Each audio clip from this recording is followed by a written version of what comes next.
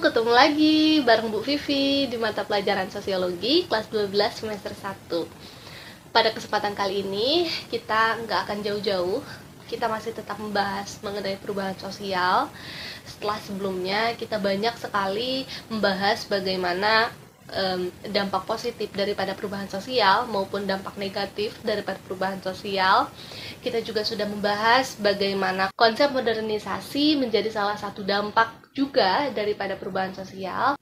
Pada kesempatan kali ini kita akan membahas salah satunya mengenai akibat daripada perubahan sosial. Sudah dapat dipastikan bahwa perubahan sosial ini selain memiliki dampak positif dan negatif, juga menyebabkan terjadinya modernisasi. Perubahan sosial juga memiliki akibat-akibat lain. Yang tidak jarang, akibat yang ditimbulkan ini juga berdampak pada gejala sosial di masyarakat. Salah satunya yang akan dibahas pada kesempatan kali ini yaitu ada 3. Yang pertama anomi, yang kedua culture shock, yang ketiga culture lag. Apa aja sih perbedaan daripada ketiga akibat perubahan sosial ini? Mari kita bahas satu persatu. Teman-teman udah pernah dengar belum istilah daripada anomi?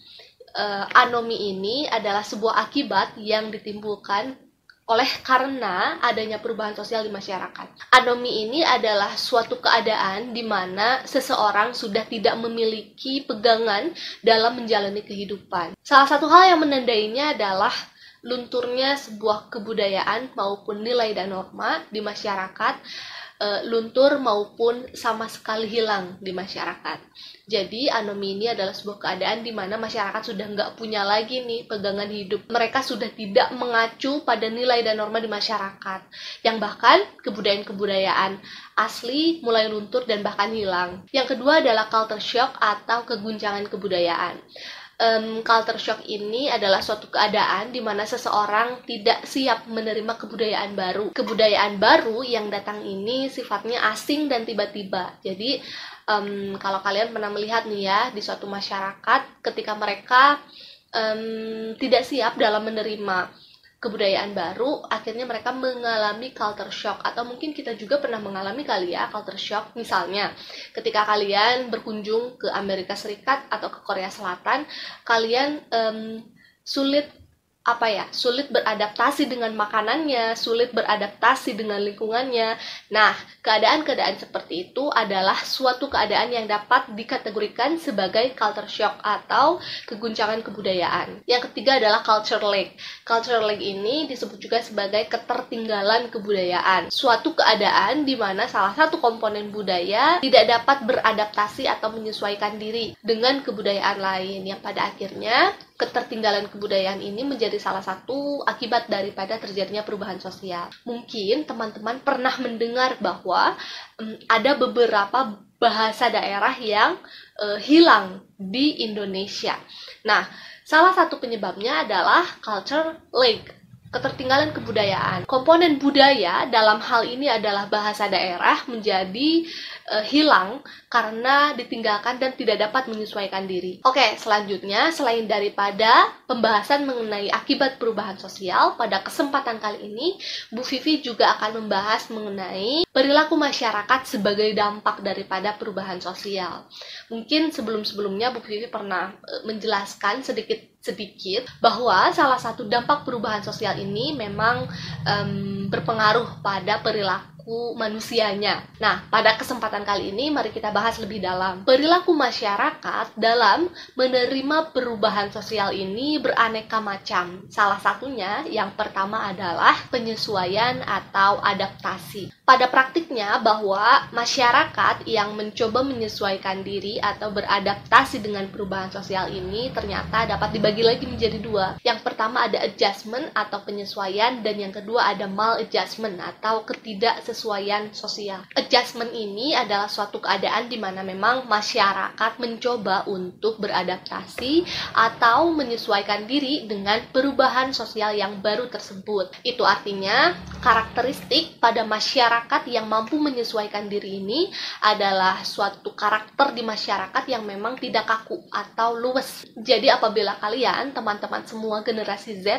atau generasi milenial yang lebih terbuka atau lebih luwes dan tidak kaku terhadap sebuah perubahan sosial yang terjadi, berarti teman-teman semua mampu menyesuaikan diri dan teman-teman semua masuk ke dalam kategori adjustment.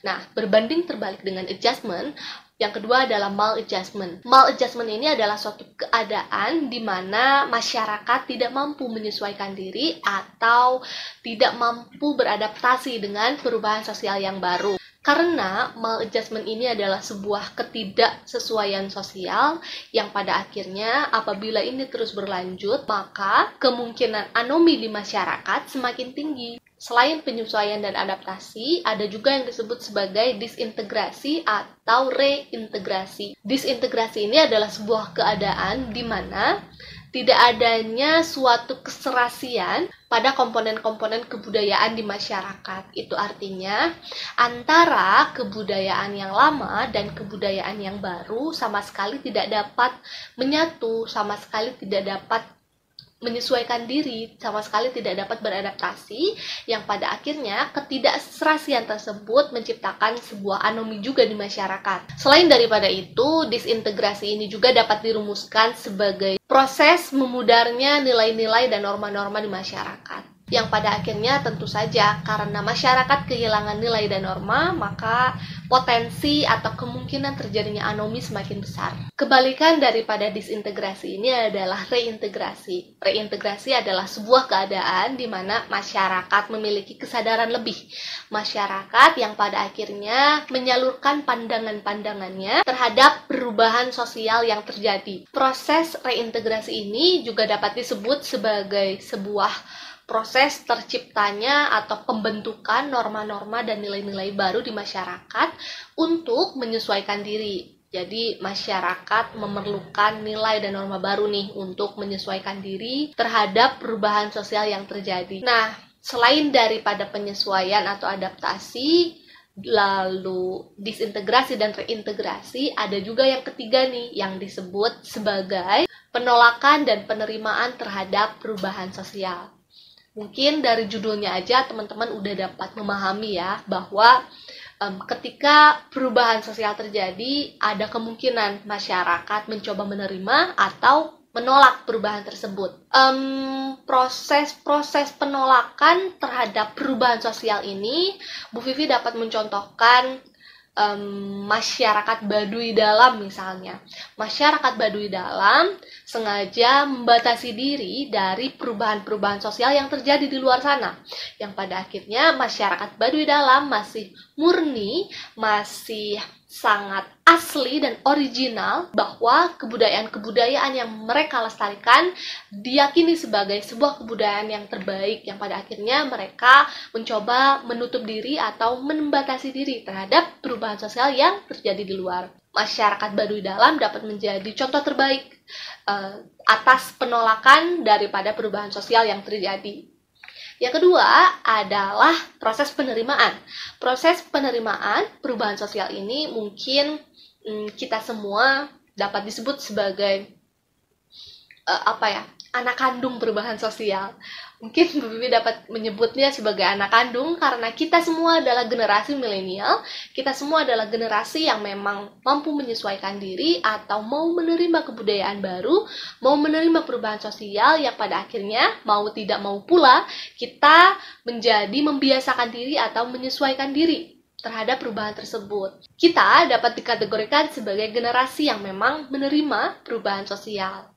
Nah, selain daripada itu, Bu Vivi juga ingin menjelaskan sedikit lagi nih mengenai sikap kritis terhadap perubahan sosial yang terjadi di masyarakat. Jadi, kalian jangan asal menerima atau asal menolak pada perubahan sosial yang terjadi, tapi kalian juga dapat kritis atau mengkritisi, atau kita semua dapat mencoba untuk mengkaji ulang sebetulnya perubahan sosial yang terjadi, yang masuk ke Indonesia ini cocok nggak sih buat kita, atau perubahan sosial yang terjadi sebetulnya baik atau tidak nggak sih buat kita gitu.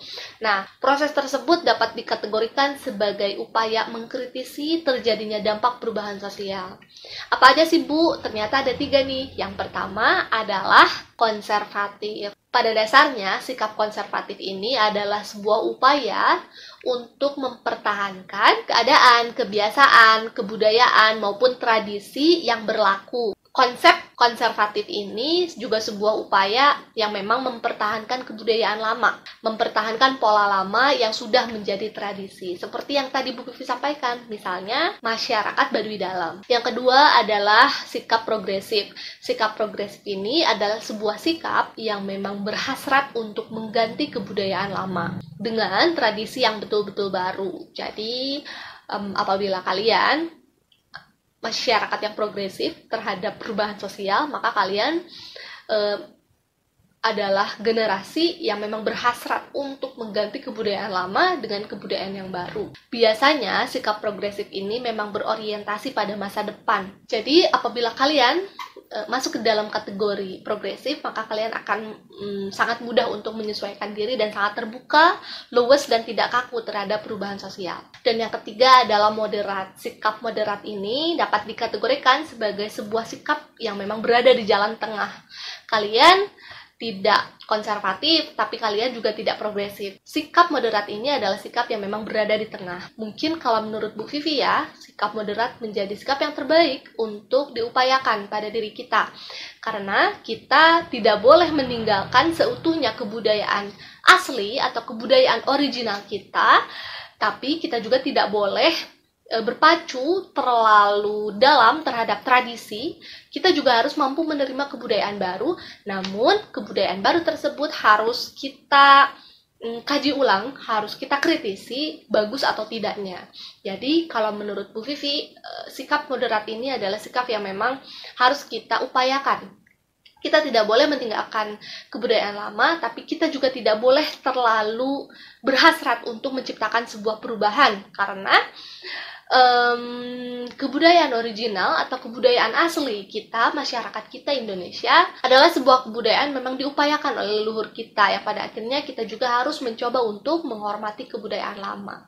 Semisal kita menjadi masyarakat Sunda atau menjadi masyarakat Batak, kita harus tetap mencoba mengupayakan bahasa daerah kita, yaitu bahasa Sunda, sebagai bahasa keseharian, supaya bahasa Sunda ini tidak hilang atau tidak tertelan oleh zaman, yang pada akhirnya kita juga harus tetap mengupayakan keberadaan bahasa Sunda ini gitu.